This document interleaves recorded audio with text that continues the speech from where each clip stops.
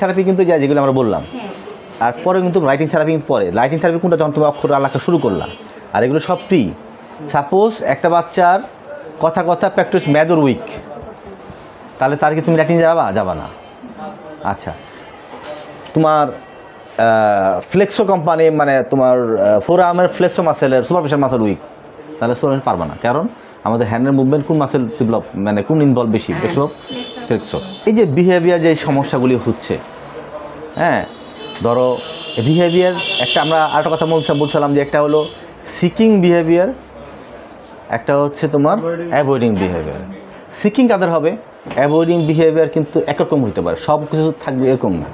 যেমন ধরো মুখ, একটা বাচ্চা ব্রাশ করতে চায় না, ব্রাশটা নিলেই বাচ্চাটা লাফ দিয়ে উঠতেছে। আচ্ছা, তার মানে কি?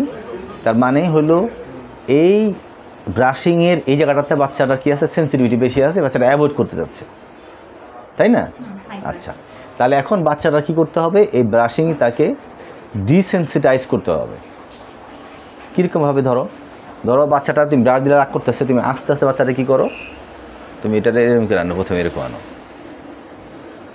প্রথমে আস্তে খেয়াল করো, বন্ধ করে একটা স্টেপ গেল নিচের থেকে আরেকটা স্টেপ, ঠিক আছে? এবার এখানে চাপ দিয়ে নিচের দিকে আনো, যেন তোমার হাতটা যেন এই গাম মারিতে যেন চাপ পড়ে,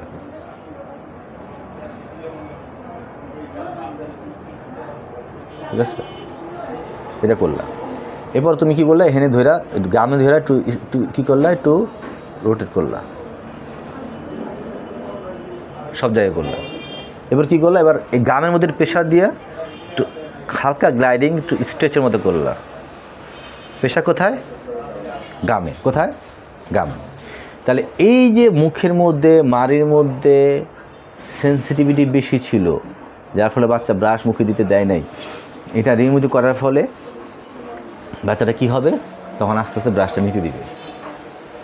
এখন তুমি ব্রাশিং করতে চাচ্ছ, প্রথমে সেন্সিটিভিটি তুমি তোমার এটারে ঠিকঠাক করছো, এখন কি ব্রাশ দিবার না, এখন তোমাকে বুঝাইতে হবে এইটা হচ্ছে ব্রাশ, এটা হচ্ছে পেস্ট, বুঝছো আরাফ? এটা হচ্ছে ব্রাশ, এটা হচ্ছে পেস্ট। এখন আমি পেস্ট দিয়ে দাঁত ব্রাশ করব, ঠিক আছে আরাফ? এই না গেলাম না, আমি কিছুক্ষণ ব্রাশ করলাম।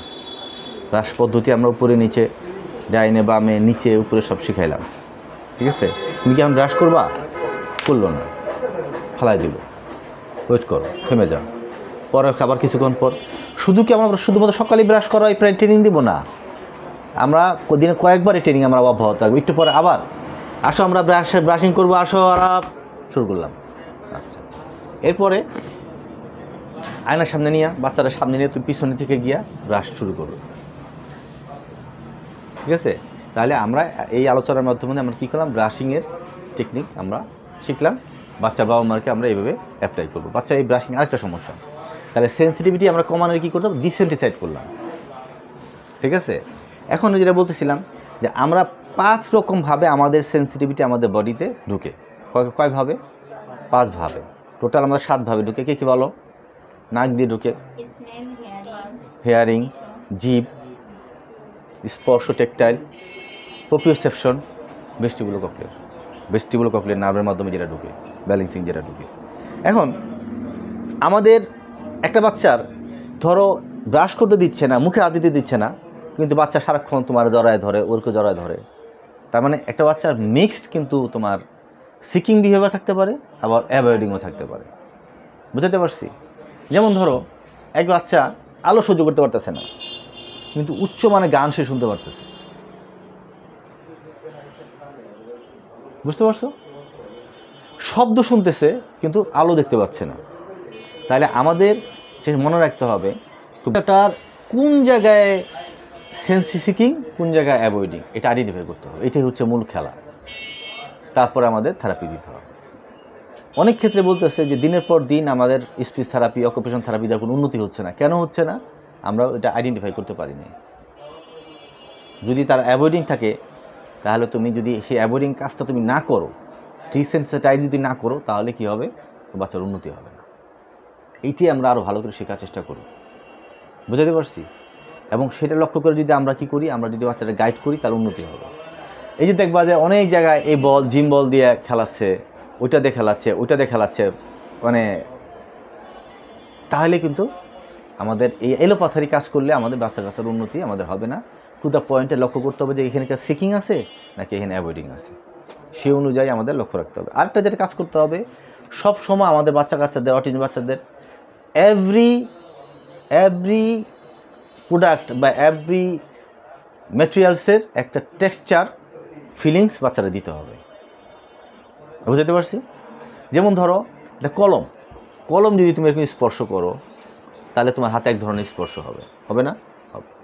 এই কলমের উপরে যদি আমি একটা টাওয়াল দিই, তারপর যদি আমি ঘুরাই, তাহলে আমার আরেক ধরনের স্পর্শ হবে। ঠিক হবে কি না? এই টাওয়াল দিয়ে যদি আমি এরকম ঘুষি তাহলে আমার হাতে এক ধরনের স্পর্শ হবে না? আবার আমি যদি রুমাল দিয়ে ঘুষি তাহলে কিন্তু আরেক রকম হবে। আমার হাতে যদি আমি এইটা দিয়ে ঘুষি তাহলে আরেক রকম হবে।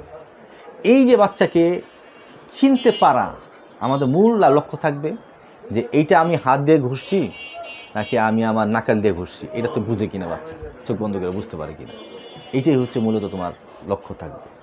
এবং এটা বাচ্চা যখন চোখে না দেখে যখন এটা তোমাকে আইডেন্টিফাই করাতে পারবে, বলতে পারবে, তার মানে তখন বাচ্চাটার অটিজমের তোমার ম্যানেজমেন্ট অনেক উচ্চ লেভেলে এসে যাবে, অনেক বাচ্চা সুস্থতার দিকে যাবে, বাচ্চা দেখবে কমিউনিকেশন বেড়ে যাবে। যখন এই জিনিসগুলো তোমার সাথে কোঅপারেট করবে তখন দেখবে বাচ্চার নিজের কাজ অনেক বেড়ে যাবে। বাচ্চা ড্রেস করতে পারবে ভালো করে, ব্রাশ করতে পারবে, টয়লেট টিনিংটা ভালো পারবে, বাচ্চা কমিউনিকেশন ভালো হবে, নাম বলে উত্তর দিতে পারবে, শব্দ শুনে যেতে পারবে, বাচ্চাটা বাইরে যাওয়া যাবে, রিক্সা ওঠানো যাবে, বাস ওঠানো যাবে। তাহলে এভরি প্রোডাক্টের এভরি টেক্সচারের একটা ফিলিংস বাচ্চাকে দেওয়ার, নুড়ি পাথরের ফিলিংসটা কেমন, চালের ফিলিংসটা কেমন, গমের ফিলিংসটা কেমন বাচ্চাকে দেওয়াইতে হবে। অর্থাৎ এই সেন্সরি ইন্টিগ্রেশন থেরাপি আমাদের অব্যাহত রাখতে হবে, তাহলে ডে বাই ডে বাচ্চাটার উন্নতি হবে। এবং সেন্সরি জায়গাতে সমস্যা, যে বাচ্চাটা সারাক্ষণ দৌড়াদৌড়ি করতেছে, খালি ছোটাছুটি করতে, তার মানে কি বাচ্চাটার ভেস্টিবুলার কক্লিয়ার নার্ভের সমস্যা, বাচ্চাটার এই ব্যালেন্সের এই ভেস্টিবুলারটা সেই স্টিমুলেশন নিচ্ছে দৌড়ায় কম আছে, সেটা খালি দৌড়াইতেছে চোখের মতো।